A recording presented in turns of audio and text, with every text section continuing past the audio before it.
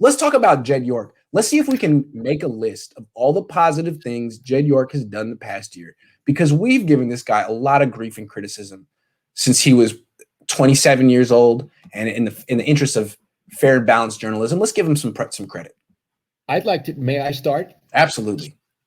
He seems, now I say he seems because he could always revert. He seems to have grown as an owner in the sense maybe he stepped back a little bit and he's allowed Shanahan and John Lynch to run the show, especially the draft. And they had a great draft, Iggy. They really, I liked it very much too. I think they had a terrific draft, and he allowed them to do it and supported them. And yes. I think that's the most important thing an owner can do. And I give him props for that.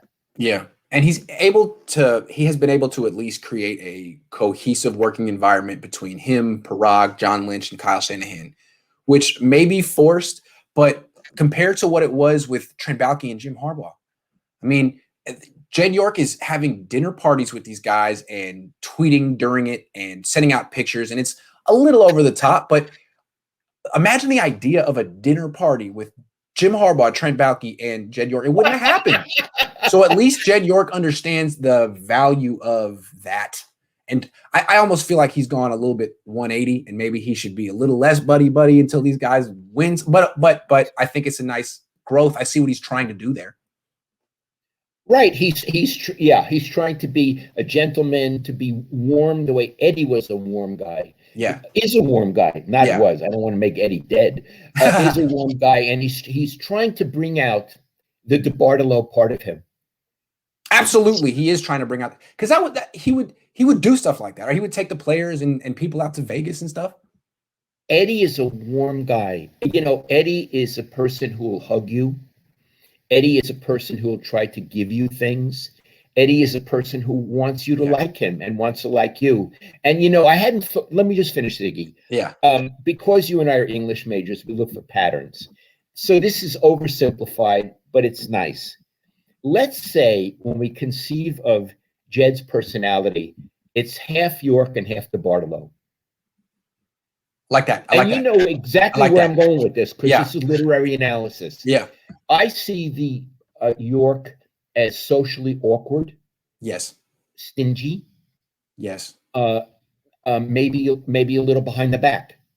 Okay. I see the DeBartolo as totally open. Yes. Even sometimes to his own detriment.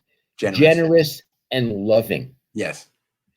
And passionate and angry. Yes. But all there. Yes. And I really like Eddie. Even I don't think Eddie likes me. I really like Eddie. And John York, I know we got along, but I can't say I have any warm feelings for him. In fact, I don't have any feelings for him, even though we've had dinner together, John York and I. So I think what he's trying to do, Jed, is to let his inner DeBartolo come out. Does any of that make sense to you, Iggy? I think it makes perfect sense. I just heard a really good DeBartolo story recently. This is from Jesse Sapolo. He went on a podcast with this guy, Tony Farmer, who writes for All 49ers, and had me on his podcast. And Sapolo said in the 94 Super Bowl, Deion Sanders famously missed his curfew by 15 minutes, and Jerry Rice yelled at him. But apparently the same night, Merton Hanks missed the curfew by hours. And Jesse Sapolo, it was a big deal. And Jesse Sapolo went up to him like, "What happened, Merton? You're a vet. How did this happen?" And Merton said, "It's okay. It's all right. I was drinking with Eddie. It's okay. I was with Eddie. All right. Okay, man." So wow. Eddie. I guess if you're the coach of the Niners, you have to worry, man, is Eddie going to take my guys out the night before the game? That is so funny. I was out with Eddie. When Dwight Clark died, afterward they had a big thing in the city for Dwight, and Eddie gave a beautiful speech, and I guess Dwight had really manipulated Eddie to get a raise, and I guess he was getting, in those days, $500,000, which I guess was a raise, a big raise, a $500,000 raise. And Carmen said, why did you give it to him? And Eddie said, I like him. I like him. And Carmen said, wow, okay.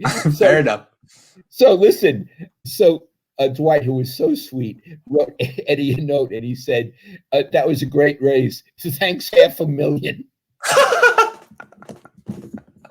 That's a good line. I like that. I like That's that. $500,000. Thanks, $500,000. All right. So Jed, good for you. We appreciate what you're trying to do. It must be tough. He's got a little social awkward in his DNA, but he's working through it. He was also born a billionaire. It's tough, but he's still a young man, and it seems like his heart's in the right place now. So good going, Jed. We respect it. Iggy, were you born a billionaire? Absolutely. I mean, people don't know about all the money you made from Santa Rosa Press Democrat, but they were just paying us big time.